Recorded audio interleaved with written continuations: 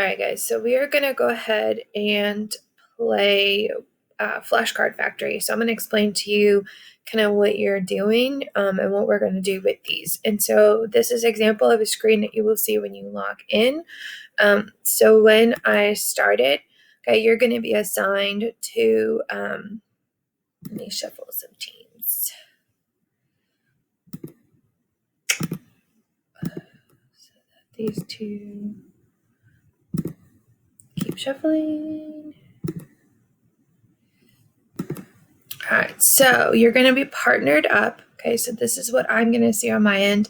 Now, one of you guys is going to see the definition, okay, and then it's going to say, or what we're talking about, and then write an example. So, for example, in this case, we are talking about critical numbers, and specifically critical numbers on f of x. And so you're going to go back to the chart that we just looked at. So, critical numbers on f of x.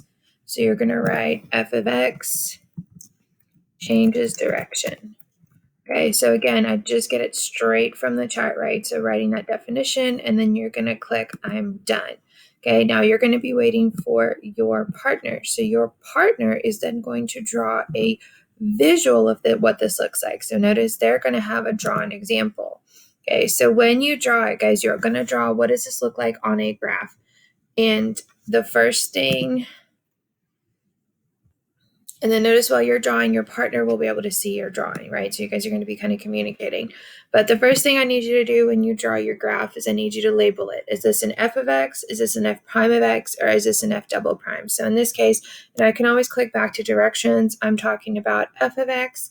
So I'm going to label it. So what does critical numbers look like on f of x? Well, from their chart, right, which we can go back, it's where my graph changes direction. So I'm just going to draw an example of that. Okay, something like this. So my critical number would be right here, right? Because again, f of x would be a maximum or a minimum, so it's where it's changing direction. And then you're going to click I'm done.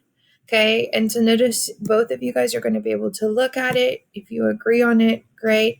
You're going to click looks good and ship it. Notice only one of you has to click that. Okay, now it's going to flip-flop.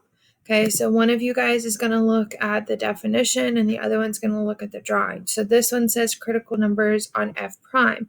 So again, if I'm doing the example, I'm going to go back to my chart, critical numbers on f prime. Well, that's where f prime of x equals 0 or it's undefined. Okay, and I'm going to click I'm done. I'm going to wait for my partner. My partner is going to draw an example of that. So first things first is I'm going to label what type of graph I have. So I'm going to label this as f prime of x. That's really important. If you don't label it, then I don't know what we're looking at.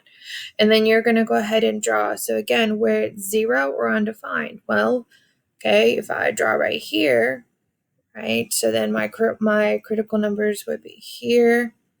It's here, okay. Or, right, it could be where it's undefined. So if I keep drawing that,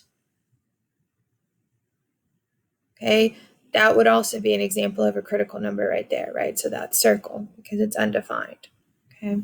So again, just saying, yes, I'm done. You're going to be able to look at both of these, okay, and then looks good, ship it. And so you're going to keep going through this until you get through all of them or until I call time. Then we'll look at them, and then you guys will use them to study on GimKit.